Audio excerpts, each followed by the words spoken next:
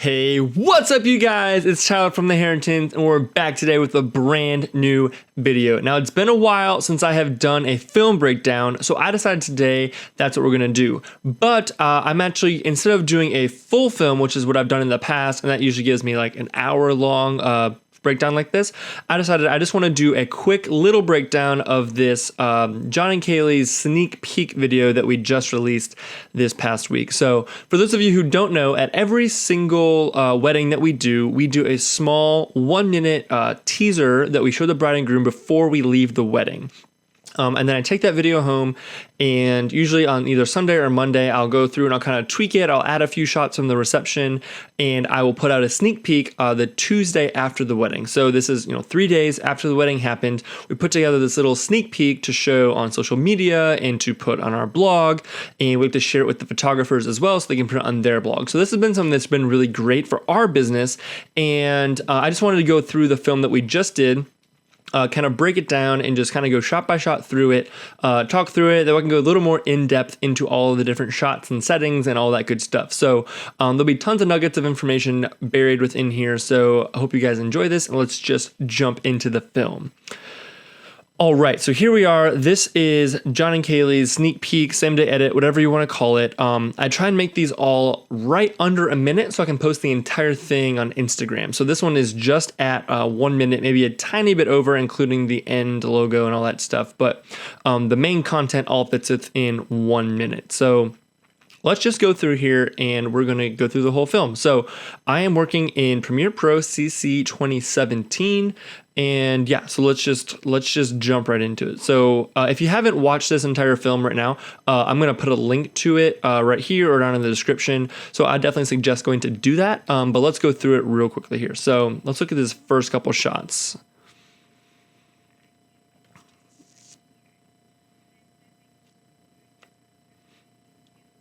All right, so we've got the first look happening right now. So we got some really good looking first look shots. All right, so let's start with this shot. So this is kind of our opening shot.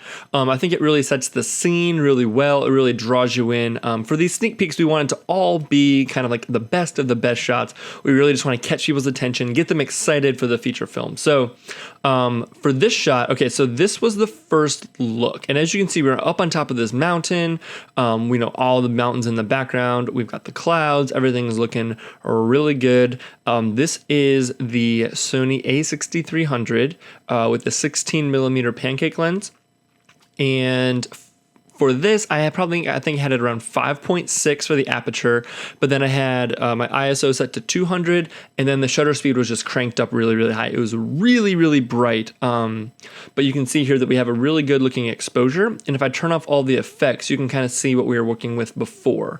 I really wanted to make sure that we weren't clipping or losing any data in the clouds or in the sky, and actually ended up working out really well that they're in direct sunlight, because that meant that the mountains back here were also in the sun, and like everything from front to back was very evenly lit. You'll see further on in this video, there are some instances where there was shadow and the really bright sun, and it made it really tough to expose. But for this shot, we're looking good. But let me just show you guys as far as color grading goes. Like I said, so this is this raw clip straight out of camera, and then this is the color grade. Let me show you without the color grade. Okay, so there it is, just the clip with some saturation added back into it, and then with the color grade. So you can see what we're working with here.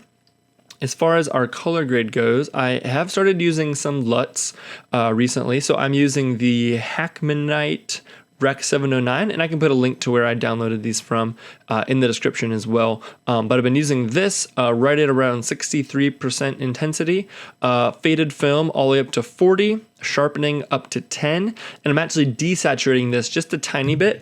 I found that I think just looks really good across everything. So that's what I have in my color grade. I don't have anything in the basic correction. It's all here in creative.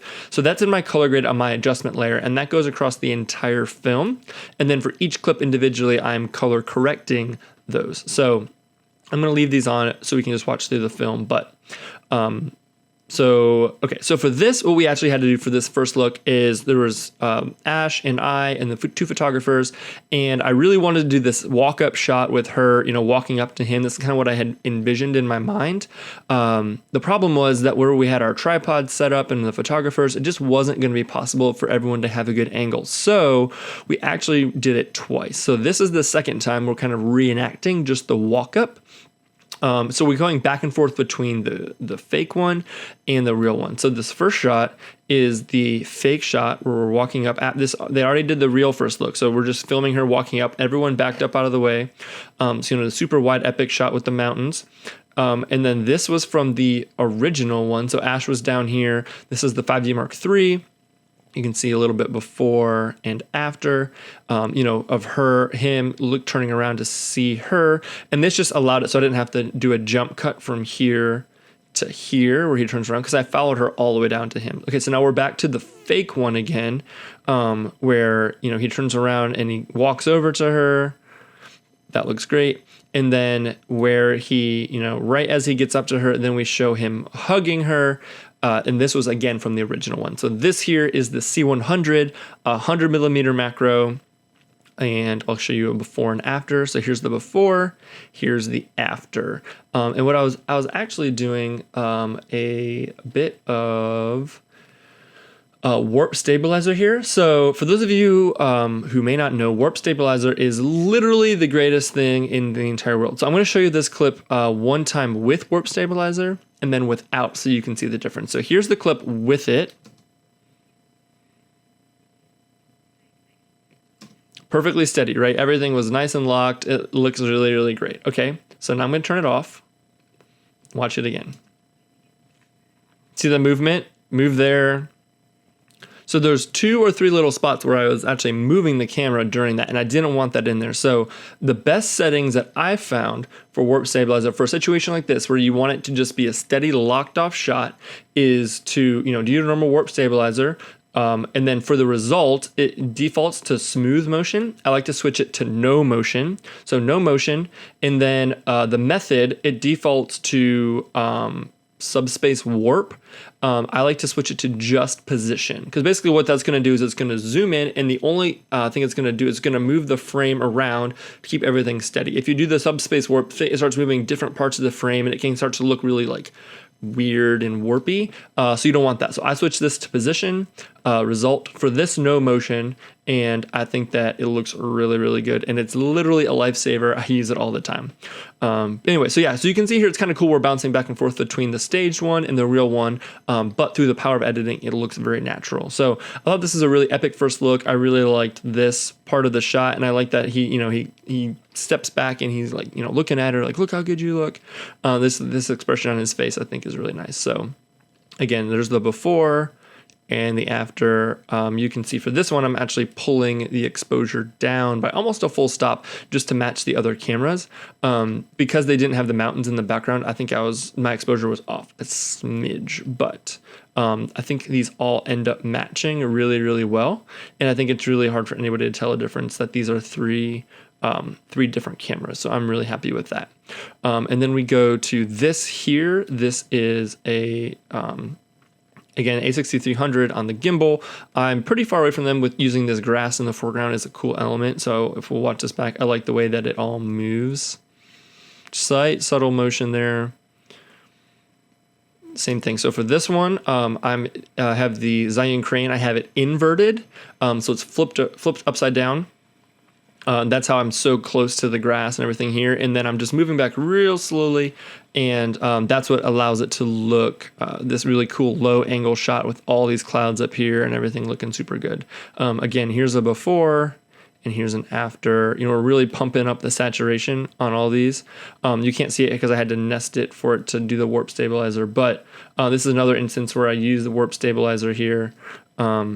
Just to make everything like perfectly smooth. You know, it was pretty smooth to begin with, but by adding the warp stabilizer in there, it makes it like buttery smooth. See the difference there? Yeah, that looks really good. Perfect. Okay, so that was kind of my opening sequence, just a bunch of really wide, epic shots. I really wanted to show off the mountains because of where they were getting married, and I just love all these white puppy clouds. All right, so now we're moving on to a sequence of some of the details, and we actually shot this the day before. The guy who's getting married, John, the groom here, his brother, his name is Buddy. Him and his wife, Buddy and his wife Jill, own Big Spring Farm, which is an awesome venue here in Virginia. You should check them out if you've never heard of them before. But we're good friends of theirs, and we were able to go the day before and shoot a lot of these details and shoot the dress and stuff. So that was actually really nice, not having to do that on the wedding day. And Jill is a photographer herself, so she set these up and she was shooting them, and I was shooting them. And I had this idea. She went outside and brought back in a little sprig of lavender.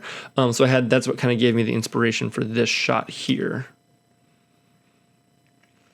So I just really love this because it's a really simple shot, right? I mean, it's just, here's the invitation, and she, put this nice ribbon down, and all that looks really good. But just this little teeny tiny bit of it, all I had her do was just set the lavender down and move her hand out of the way.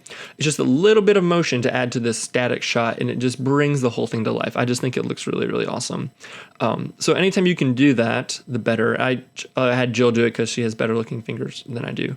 But yeah, so simple shot, but I think it looks really good. And I love being able to work in the invitation if I can, especially since it has their names on it and all that good stuff. So the next shot is a slider shot. So this is the C100. This is also the C100.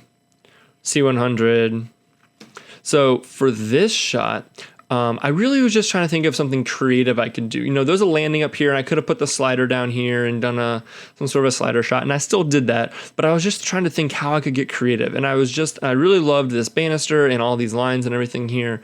So I actually had my tripod set up, with two legs going down the stairs, one leg really short, like on this. It took me a few minutes to get the tripod all kind of configured, halfway down the stairwell, and then get the slider up there and then the camera. But I think this is a cool shot. It's a unique type of a dress shot, something just a little out of the ordinary. And I'm just trying to jazz it up a little bit, be creative. And I think that's really important every once in a while to do that kind of thing. If we look here and we look at our scopes, we are blowing out this window. In retrospect, I could have maybe dialed it back a tiny bit. Let's see if I brought the exposure way down. To save that window, it would have been looking more like this.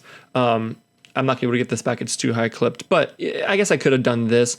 I think I kind of like it to be a little bit brighter, which is why I kind of left it the way it is here. But so here's a before and after that. You can see that is a little green in there, but we fixed all that in the same here. Here's a before. Oh, I didn't do much of this. Just a little bit of color correction, added in a little bit of actually, I didn't have to do anything. The LUT did that correction for me. I got kind of lucky with that one. And then same thing here, just a slow pan up of the dress with the hanger. There's definitely warp stabilizer on this. You guys will see that as a theme. I use warp stabilizer all the time. But this one, the white balance was a little bit off. So you can see here, we went from this to this, and it just looks really good. So, all right, let's jump into the next sequence here. All right, so this is obviously a staged shot, and since I did all the dress and the details and everything the day before, I knew I wanted to do something with the bride the morning of. We had a decent amount of time. Ash and I split up, so she went with the guys, and I had a lot of time with the girls, so I knew I wanted to do a cool shot of her with the dress just to add a little bit more movement. We had it set up on the top of the stairs here, and I knew that shot was going to be in the film, so I thought that having her carry it down the stairs, even though technically they're different stairs, I thought it was a cool shot. So this, again, the A6300 on the Zhiyun crane with the 16 millimeter lens. All this is shot in 4K. So I had her do it one time, and I was nice and close, shooting the dress and her feet. And then I had her do it again, where I started from the bottom, and I did the same kind of tracking motion pulling back, and I think that they cut together really well. I had to do a little bit of color correction to this guy here. Not a lot. I just brought the exposure down a smidge, and same thing with this one. You can see it was a little bright and a little green, and we brought it down. But I think all in all that those were really cool shots, and I really like the way that they turned out. I think it's just a cool little, again, just trying to add movement in there, trying to add, make it a little different. Cool. All right, so then we just put a few quick little shots from portraits. This is from later in the day. Again, we're just looking for beauty shots. For a sneak peek like this, we're just trying to show the best of the best shots and all the beauty shots. So the next two shots are C100. So there's a C100 and another C100 shot. I want to say these are probably with the 50 mil, 1.2, around 2.0 on the C100. The photographer is actually holding the veil over here. Here is the straight out of camera, and then with everything on there. And then if we turn the LUT off, you can see. So straight out of camera, color correction. So for color correction for this, we bumped up the exposure just a tiny bit. And we added a little bit of warmth and took, pushed towards magenta to take out some of the greens. And then with the color grade on there, it just makes everything look really nice. So there's this nice close-in shot of him smiling. This also, you better believe it, has some warp stabilizer on it. Oh no, that's the next one. The next one does.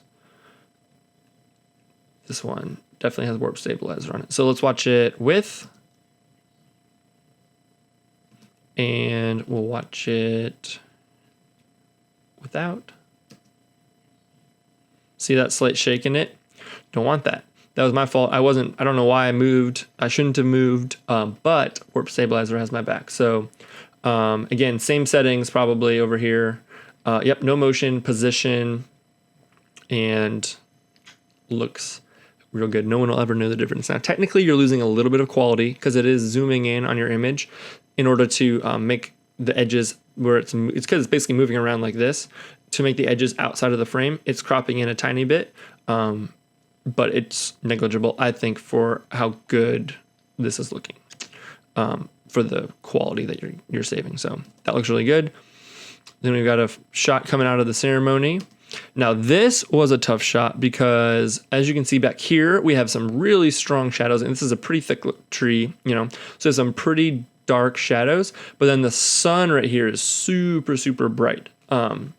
So when you do a shot like this, you really, really have to trust your zebras, because my screen, when I was shooting this all looked black. Like it just looked like there was absolutely nothing there. And it's almost kind of scary because you're afraid it's going to look terrible. But so let's do a little before and after of this. So there's the before, and you can see, it is pretty dark in some of these shadow areas. And if we go back to our scopes, you can see, we're kind of on all edges here. We have some really close to dark areas, and we have a few areas up here where we're clipping, maybe in the trees in this area or whatever. But the most important thing, no matter what happens, is you don't want to be clipping on her dress. If we're clipping on her dress here, this would be all blown out and there'd be no possible way to get it back. We can lift the shadows, which you can see here that we do. If you look over here, I pull the shadows up pretty significantly. Here, if we turn off our adjustment layer, you can see we go from this to this. So we're lifting the shadows pretty significantly, but all that data is still pretty much there. But if you blew out her dress right here, you never get that back. So the way I like to do it is I have my zebras set on my A6300 to 100 plus. Basically, that means that zebras are going to show up if any area is peaking, is above 100, which means that I'm losing data, and that means it's bad. So I basically adjust my exposure until I see zebras on her dress, and then I darken it down. So either by closing down my aperture or increasing my shutter speed, I'm gonna darken my image down until there's no longer any zebras on her dress, and that's how I know that I'm properly exposed. Right, that's the most important thing in this thing is the dress. And as you can see, we are able to retain that data. It's probably one of these up here, really close to peaking, but it still looks good. And even as they walk out of the shadow into the bright, we're not losing any data on their faces. We're not losing any data on her dress. So in those dark situations or, really high contrast situations, going from a shadow to a really bright area, that's what you want to make sure you're doing. Okay. So then we're going to jump from this cool, tracking back shot. They just got married. Now we're on to the first dance. Okay, all the same thing, 6300 crane, 16 millimeter lens. We actually do have the our light is hitting them right here with our light, which is balanced for the window light. So it's around 5600-ish, probably. There are two big doors, one over here that's open and one over here that is open, that's providing light. But you can see that they are much brighter than the background, which part of it was from the doors, which was an accident. Part of it was from my light, which was nice. But this is the crane inverted, which makes it look really good. They are nice and well exposed while the background falls. It actually gives nice separation, which is good. Probably shooting around 2.8, 200 ISO and 50 shutter. It's actually like perfect exposure. So if I go to effects, effect controls for this shot, we're not using any warp stabilizer here, just using Lumitra color. So since I know somebody's probably going to ask, so we're shooting with the A6300 and we're shooting in the matte flat profile, which basically is just the S-Log3 profile. Switched the gamma from S-Log3 into Cine 4, and everything else is left the same. So basically, the nice thing, all I have to really do to go from here to here is all I'm doing is adjusting the saturation. So depending on how much saturation I want, I'm increasing it to around between 130 and 150, depending on the shot. And then all I have to do is put the color grade on top of it, and it looks really good. So so there's that. Now here is the first time that we're introducing some slow-mo into the day. I shoot most of the day, honestly, in 4K at 24p. I just think the quality is much better. But there are some times where I want some slow-mo, and I'll give up a little bit of sharpness because the slow-mo is super epic. So let's watch through this slow-mo sequence here.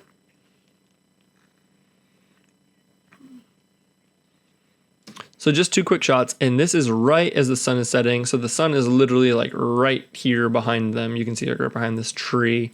So same thing, I've got the crane inverted, so it's lower to the ground. 60p, slowed down by 45%.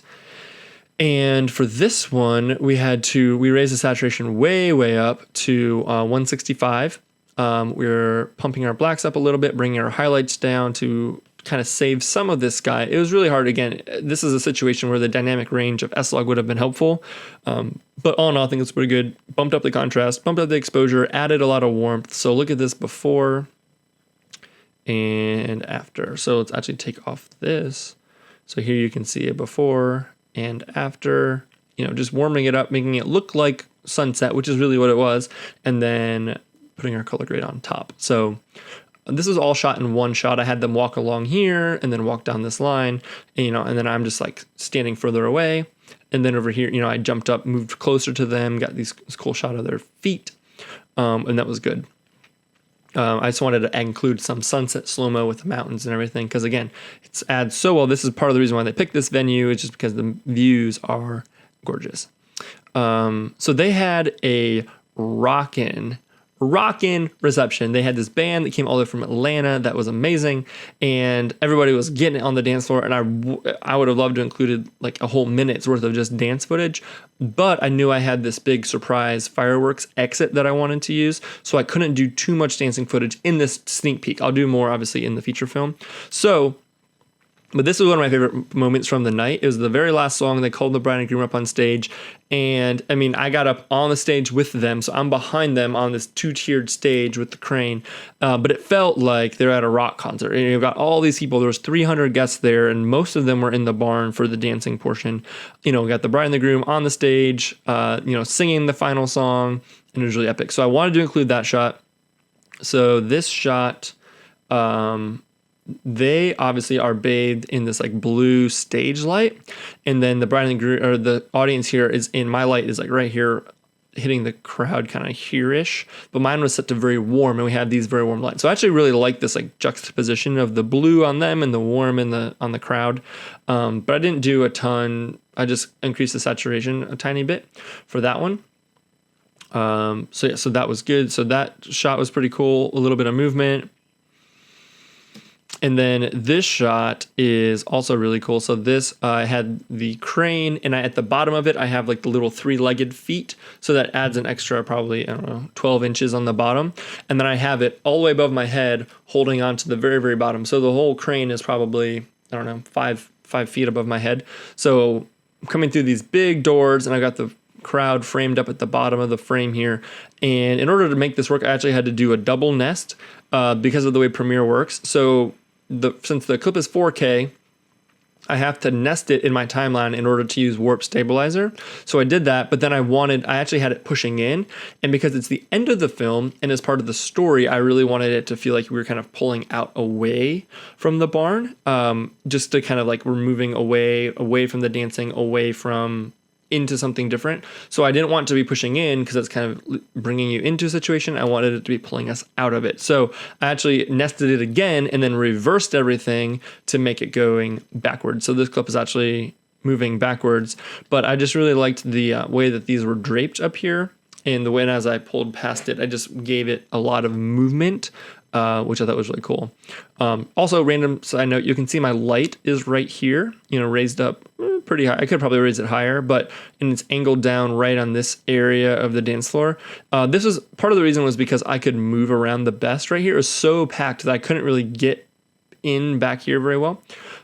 So I was doing a lot of my moving and all my stuff like right around here. But shooting from back here actually did give some nice rim light and edge light, and everything looked good. So just those two quick dancing shots, and then we're moving on to the epic firework surprise exit. So we have our one sparkler shot. So also this is the 6300, and for anybody who is inquiring and wanting to know about the quality of the 6300 in low light, this is